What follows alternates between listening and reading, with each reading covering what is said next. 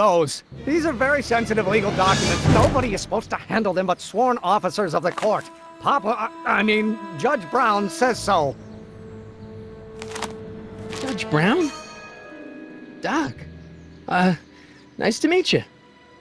I'm Michael, Corleone. Emmett Brown.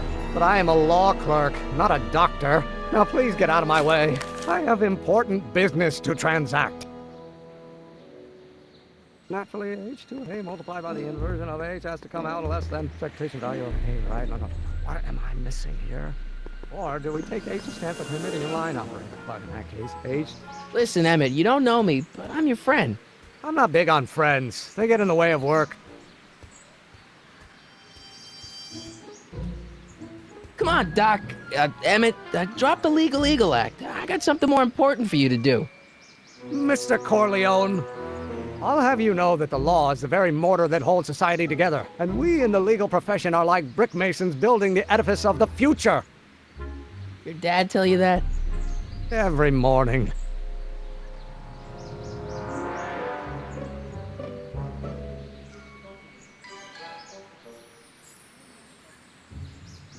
See, I'm sort of in the science business myself. That's why I sought you out. Not that I care in the least, because science is the furthest thing from my own area of interest, which is law, but I don't believe you. It's true. I'm a scientist. So tell me something, Mr. Scientist, from your vast storehouse of scientific knowledge. The leg bone's connected to the thigh bone? Amazing. Listen, I understand you're working on a new invention in your lab. Invention? You must have me mixed up with somebody else. I'm in law. I have absolutely no interest in science. Start over. Come on, wait up a minute. You again? Can't you see I'm busy?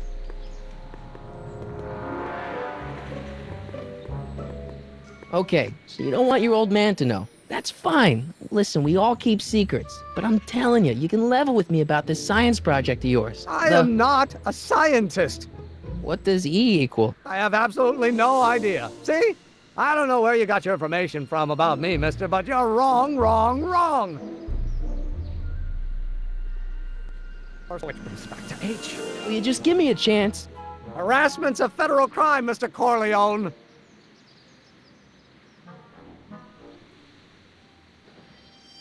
So, Emmett, what time are you through with work? Depends. On weeknights, Pop sometimes keeps me in the office till 9. 9 at night? But today's Saturday. Right. So I probably won't get off before 10.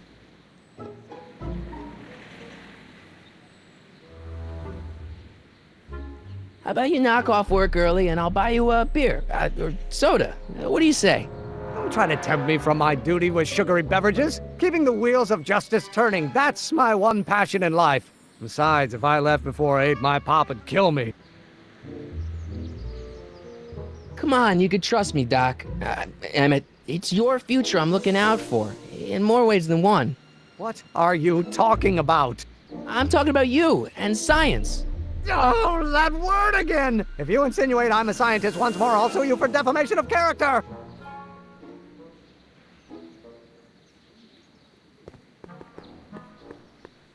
I better not. Those lawyers sound kind of nasty.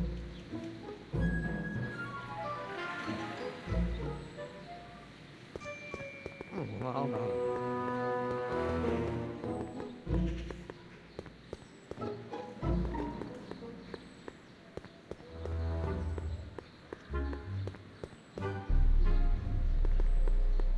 Psst, Doc! Marty! How goes the escape plan? Well, I met your younger self, Great! and I gotta say, you're kind of uptight. What? You won't even talk to me. I find that hard to believe. Tell me what happened. I tried asking him about your rocket drill, but he says he's not a scientist. What? What? Oh, Father. What's he got to do with this? In 1931, I was still deathly afraid of my father discovering the truth about my scientific predilections, so I carefully kept them under wraps, practicing science at odd hours, away from his prying eyes. That sucks. It sucked a lot. Fortunately, I eventually stood up to him, but right now, my younger self probably thinks you've been sent by my father to check up on me. What do I do to convince Teen Doc that I'm not a spy? I'm not sure.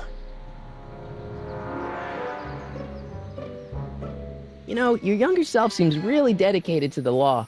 It's a facade, I assure you. I had to keep up appearances to appease my father.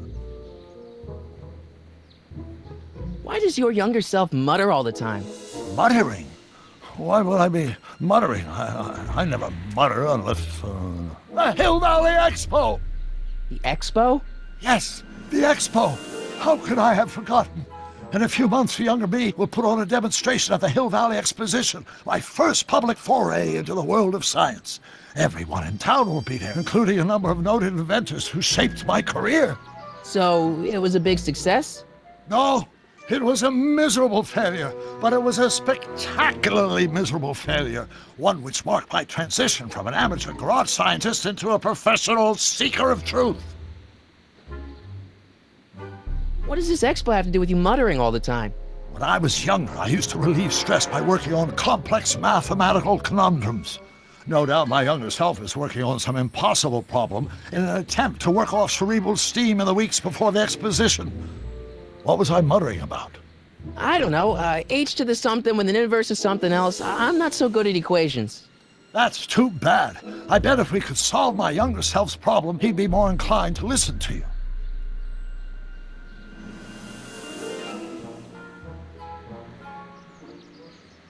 I still can't figure out what your younger self is muttering about. Blast! If only I could hear him myself. Let's talk about your younger self's problems later. Okay, but don't forget we're on a bit of a deadline here.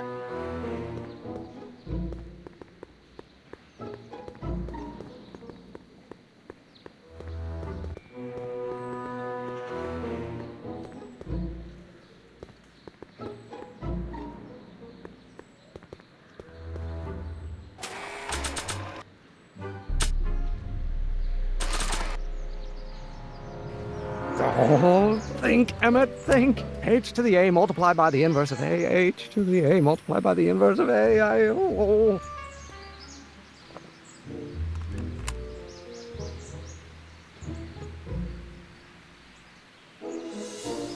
Expectation value of A, right? No. What am I missing?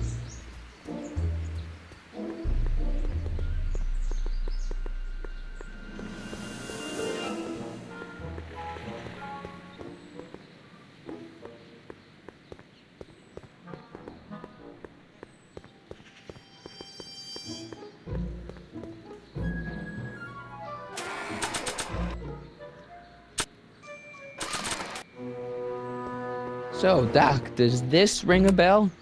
Oh, think, Emmett, think. H to the A multiplied by the inverse of A. H to the A multiplied by the inverse of A. Good grief! Is that me? I sound so... Young? I was gonna say intense. I forgot how wound up I used to get. Yeah, but what are you muttering about? Oh, that's easy. It's Ivanov's conundrum. Just tell my younger self that H equals a Hamiltonian operator. Won't giving him the answer mess up the time stream? Only if it turns out that reality is actually nothing more than a holographic illusion created by the interplay of subatomic particles on a vast two-dimensional membrane. So... It'll be fine.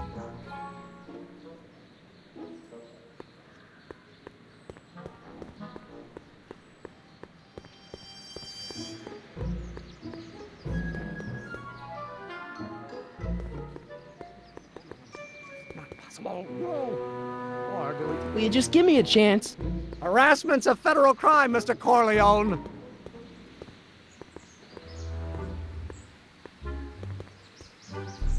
Maybe H equals the Hamiltonian operator.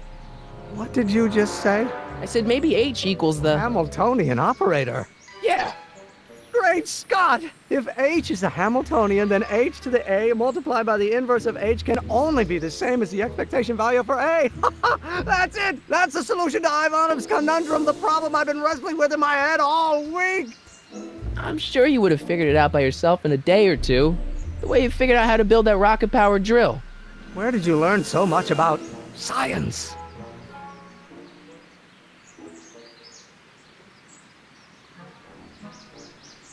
Well, it's like this. You know about my rocket power drill? Then there can only be one explanation. What? You're from the patent office. I confess I didn't quite know what to expect when I sent the paperwork, but I never expected this. Welcome! I'm at your service. What can I do for you?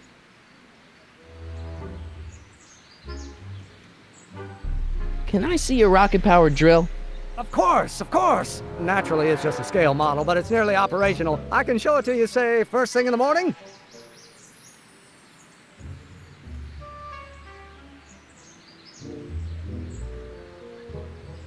Nah, that's no good. I need to see a full-size model. That's fully operational. Tonight. Otherwise, we'll have to award the patent to a competing inventor, Dr. McCoy. It can't be done! I mean, it might be possible to construct a full-size working model in that time frame, but I haven't got the main ingredient for the fuel. I'll get it for you. What is it? 190 proof grain alcohol. And you know how difficult it is to get a hold of alcohol these days. Especially now that someone's blown up the speakeasy. And besides, there's no way I can get off work until I've delivered the subpoena. Part of the investigation into the business affairs of Kid Tannen. Is it vitally important you see that rocket power drill today? Yes. Is it vitally important you deliver that subpoena today? Yes! Listen, I'll help you deliver it, and I'll see to it you get the alcohol you need. It'll help you get that drill finished by tonight. Deal? Deal. Here's the subpoena. I've got to subpoena my grandpa? It's Kid Tannen. Hey, I just saw him at the soup kitchen yelling at Arthur McFly. I'm not surprised. Arthur does the books for his business. What kind of business? That's what the DA is trying to find out. Let's go talk to him. No! Why not? Kid Tannen can tell us where Arthur's hiding. Yeah, well, he can also have us fitted for a Chicago overcoat.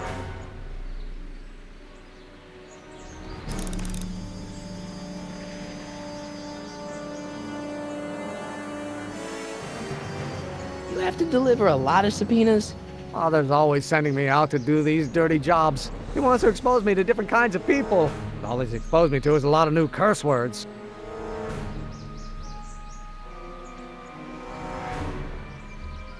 If serving subpoenas is such dirty work, why don't you just say no? Look, what's the worst thing that can happen to me on this job? You could get shot. Yeah, well, believe me, that's nothing compared to what I'll get if I mouth off to my pop.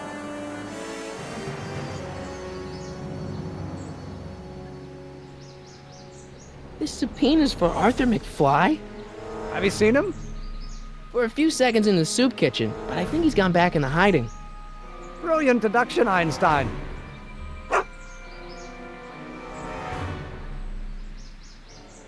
What do you know about Arthur McFly? Certified accountant. Graduated Hill Valley 5 classes ahead of me. Seems like a nice fellow, actually. How did he get mixed up with a guy like Kid Tannen? Who knows? Sometimes people find themselves stuck in situations they can't get out of.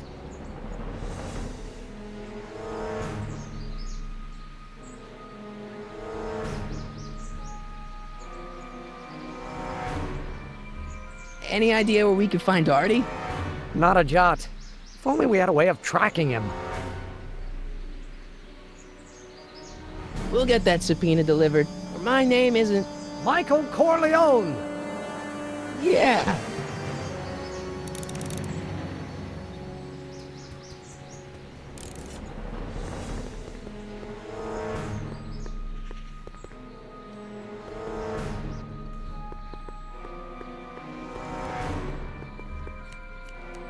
What the hell, Matches? You got kiwi all over my socks! Sorry, boss. Get out of here! How about you? Huh? I'm sitting at a shoe shine booth. You walk up. Either you're here to shine my shoes, or you got a death wish. Which is it?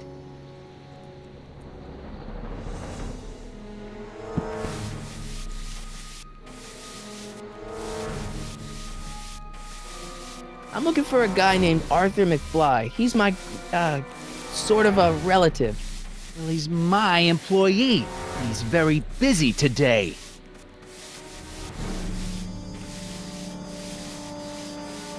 Since you're Arthur's boss, you know where he is, right? He's at the, office. Where's the office? I forget. So when do you think Arthur will be leaving the office? When I tell him he can leave